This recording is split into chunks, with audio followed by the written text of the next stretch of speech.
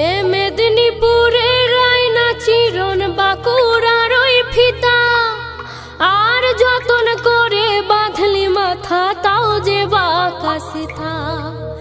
এ পেছ পাড়িয়ার রাজকুমারী গলায় চন্দ্রহার, আর দিনে দিনে বাড়ছে তোমার চুলেরই বাহার।